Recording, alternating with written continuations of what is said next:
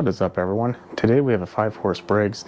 I've had quite a few questions on a few of the other videos of how you install the tank. More specifically, there's a spring that goes through here and the governor and all that. So I'm going to take this as an opportunity to do so. I have a freshly cleaned carb, a good tank, and we need to install it together. So first things first, on the bottom of the tank, there's a mounting hole. You take, in my case it's a 3/8, it's actually this one right here, and you mount it right there. Now, you're not going to be able to see a whole lot, but let me kind of show you something real quick. This is the spring that really trips people up. This end goes on your tank, this end goes on the governor. Now this is not going to be an easy process. If yours has a kill, let's put that out of our way. Also, this linkage, it's not going to be in our way, but we also don't want it laying down. We're just going to shove that up top, because if it is, then it can be real difficult to actually get it back in the right position later once we're doing the tank. So we're going to take our 3/8 out. Now this spring actually goes right here. There's a slot. Well, there's a piece of the governor that has 2 slots in the side of it. It's a little dirty, I apologize, but right there, that spring simply goes through it like so. That's it. That's pretty much how we're gonna put it. Now, I find it easier to put this on the tank and then put this on after. On the tank, there's a hole right here. The other end goes in the hole. Now, at this point in time, you're really going to wish you had a third arm, but you don't. At least, I hope you don't. We're going to slip it over the governor arm, and then we take our bolt and we're going to put the bolt in with our fingers.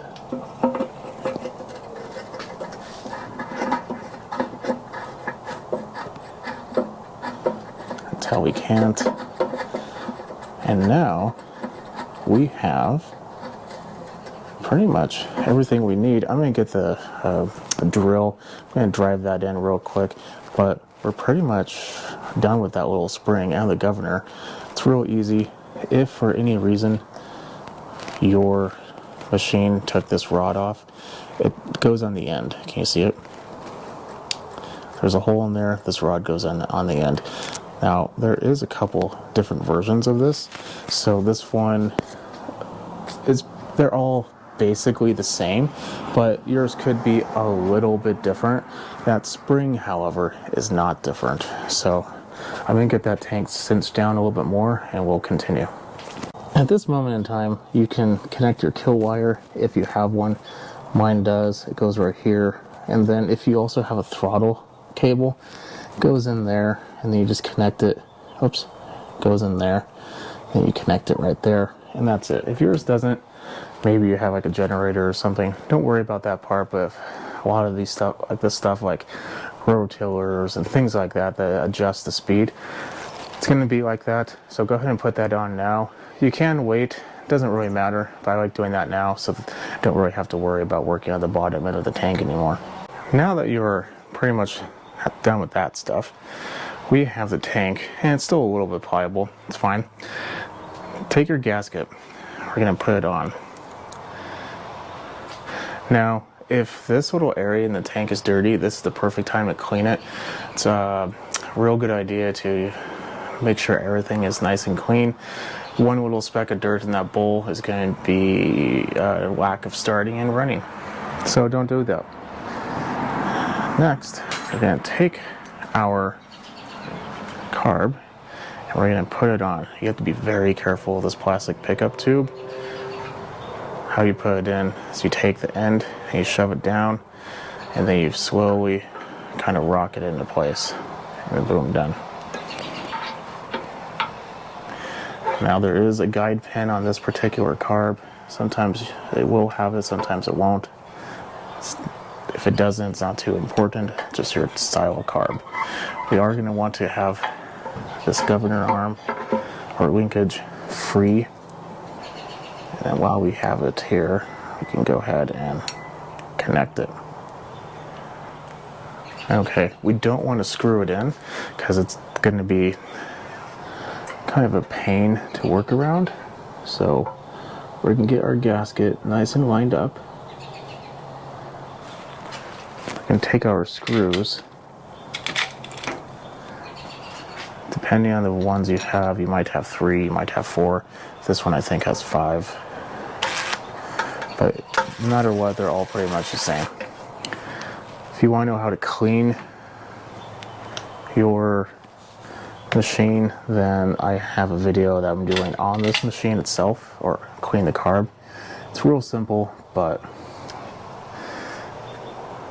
I'm just going to put the breather hose or hose back in, and then the screw.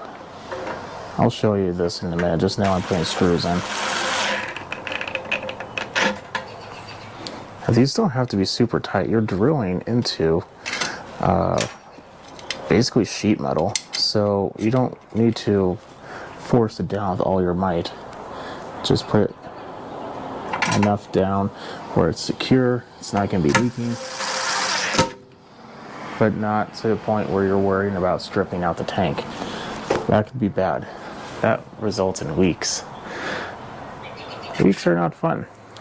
So at this point in time, we have a couple screws remaining. I'm going to leave it alone because we have to put this on at a certain point, but it's going to be easier for us to put the carb actually on the machine without this in place. So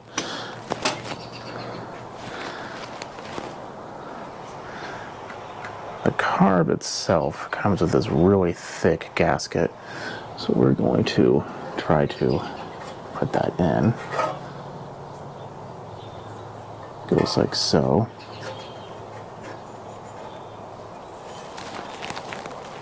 And it's always going to be easier to start the top screw. Sorry you can't see this, but I'm just lining up the gasket with the screw.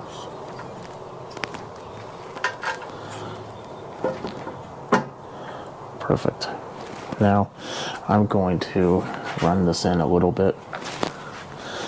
Not with that one, I'm not.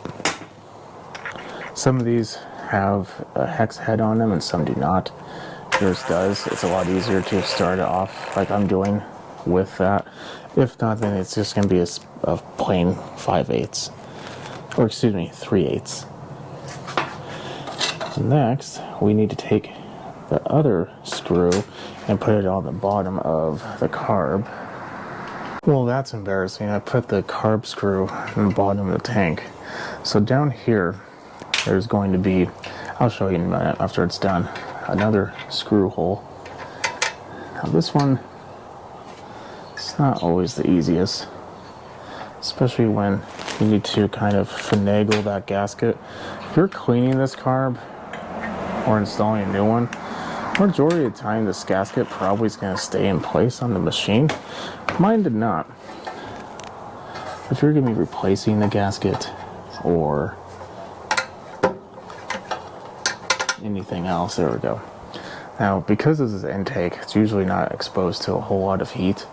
Granted, the muffler is right there, but you can usually start these with your fingers and then move to a 3/8 wrench. I'm not going to make you watch me do this. It's going to be a moment or two, and we'll come back. And we're on. So, at this point, we have to worry about our linkages. This is the only one I have on this machine, and it just goes right there. That's pretty easy. This plastic piece always has a special little bolt, has a little sleeve on it. Don't lose it. It's a very important piece. It has a 5/16 or an 8mm. You do want it tight. Tight is not going to restrict the travel, as you can tell, or the movement. So, now, this piece goes for the choke. It's a linkage for the choke, and you're going to want to get it in beforehand. Basically, you're going to want the bend facing up. If you don't have it facing up, it's not going to work. Now that we have the linkage done,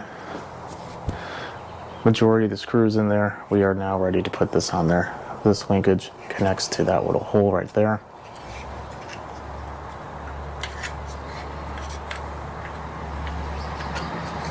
Like so. And then screws on to the tank, and then we're done. So I'm going to go ahead and get that screwed in, and we'll take a look at it. And here we are. We have everything connected. All the screws are in. Now, special note, when I got this machine, this screw was actually wrong, and it still is. That is a different screw, but for whatever reason, that's where it was. That's where I'm putting it back. That screw should be the same as all the other ones. This one, however, on this machine is longer. You may or may not have this screw, but it is what it is. Other than that, everything exactly the way it needs to be. A little junk right there. Don't know what that is, but everything is good to go. At this point, we just need to put the cover on, and we're ready. Put the air filter on.